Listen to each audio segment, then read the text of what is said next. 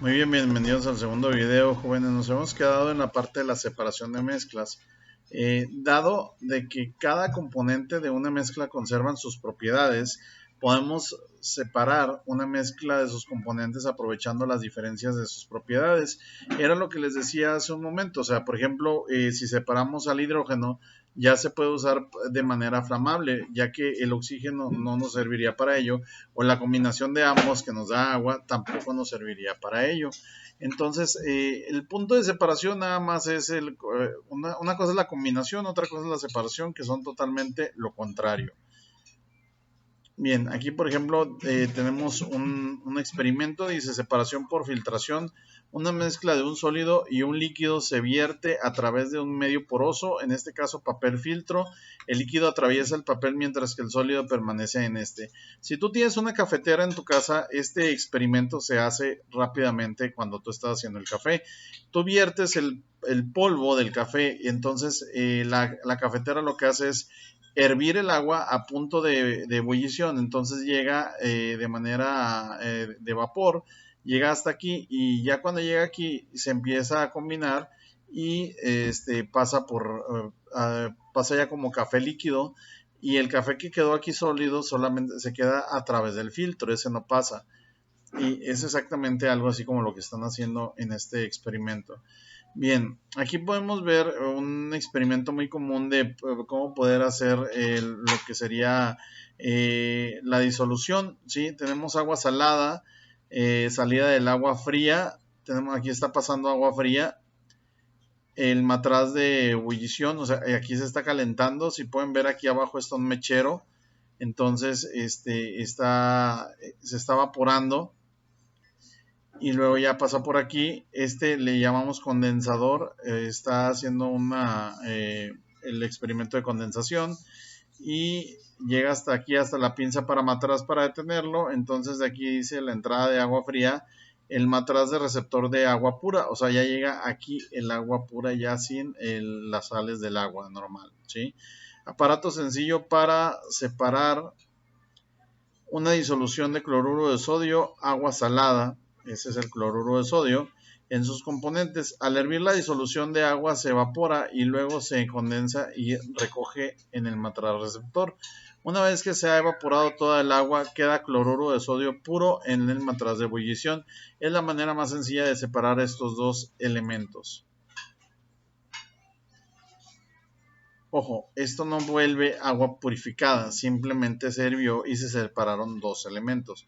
Aún así, el agua que está acá puede tener minerales o diferentes componentes que puedan ser nocivos para la salud. Bien, aquí hay otro experimento donde nada más se manchó este papel con tinta, se pone el papel a la altura donde le empiece a llegar el agua, contacto con el agua, y el papel empieza a absorber el agua hacia arriba. ¿Sí? Si se pueden fijar en la segunda imagen, ya cubre toda esta superficie y por lo tanto la tinta se va recorriendo junto con el agua. Y en la tercera imagen ya recorrió todo el papel y ya también la tinta fue recorriendo, fue avanzando. Bien, entonces aquí simplemente dice la separación de tinta y sus componentes mediante cromatografía en papel. El agua comienza a subir por el papel, el agua pasa por la mancha de tinta disolviendo diferentes componentes de la tinta con distinta rapidez. Es por ello que las tonalidades son distintas. El agua se ha separado de la tinta en sus diversos componentes. Son experimentos muy sencillos que puedes realizar en casa. Bien, aquí nada más viene un artículo del método científico. El método científico ustedes lo van a estar viendo en otra materia que es la metodología de la investigación. Ya en su momento estarían hablando sobre él, pero es así a grandes rasgos es la observación, el planear qué es lo que vamos a hacer, después hacer la investigación, con ello generar una hipótesis y una vez que tienes generada tu hipótesis hacer una comprobación a base de experimentación y si el resultado que aparezca, si es replicable, esto ya se vuelve ciencia porque cualquiera podría llevarlo a cabo siguiendo ese proceso. ¿sí? Aquí nos lo pone con una serie de pasos muy sencillos, es observación y experimentos, encontrar patrones, tendencias y leyes, formular y probar hipótesis, y esto se forma una teoría. Y si no se logra la teoría o si el resultado esperado no es el correcto, inicia de nuevo el proceso, ¿sí? Bien, continuamos ahora con lo que serían las unidades de medición, jóvenes. Las unidades de medición, hay dos tipos de variables en todo lo que nosotros queramos medir. Son las cuantitativas y lo que son las cualitativas. Las cualitativas son cualidades, son cosas que podemos observar, ya sea en la calidad de algo o en la forma en la que está una persona o alguna cosa. Por ejemplo, podemos decir, esa persona es de tez morena, entonces esa sería una variable cualitativa, porque solamente estamos describiendo una de las variantes que puede cambiar con otra persona que sea tal vez de tez blanca. Ahora, y en las cuantitativas sería algo que podamos contar. Cuantitativas podemos decir que tenemos las personas variables cuantitativas, tenemos la estatura, tenemos el peso, tenemos la edad, y así sucesivamente. O sea, todo lo que sea medible por medio de números es una variable cuantitativa, pero no solamente es por medio de números. Aquí la parte importante es que sean números reconocidos de manera universal. Las medidas universales son unidades de medición.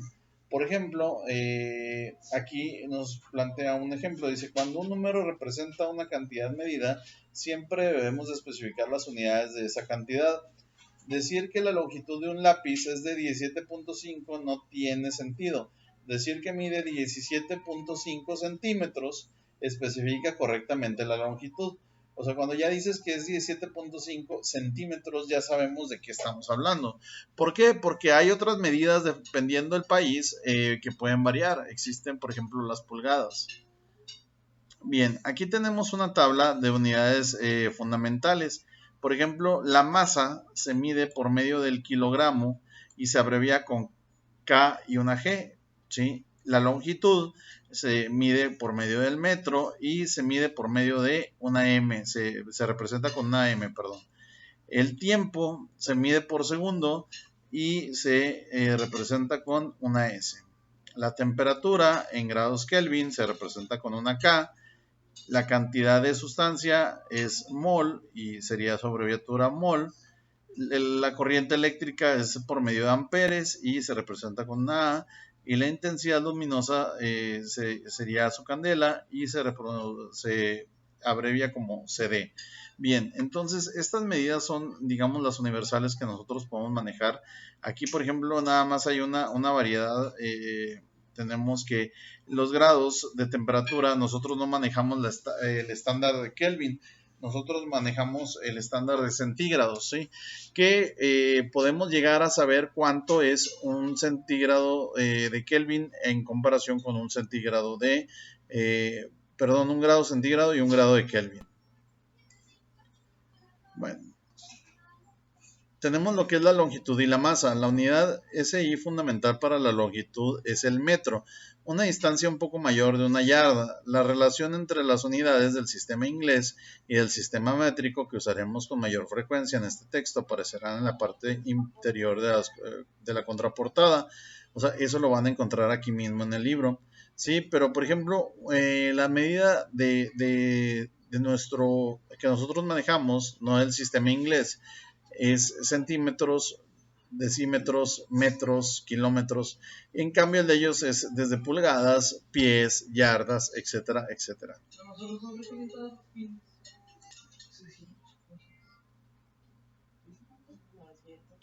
Bien, aquí tenemos el siguiente ejercicio. Vamos a observarlo. Hay que hacerlo. Ahí les aparece la solución, pero les recomiendo que ustedes lo vayan haciendo por sí mismos, porque esto, ¿qué es lo que nos va a hacer? Sería poder saber cómo resolverlo al momento del examen. Hasta aquí queda el segundo video. Muchas gracias.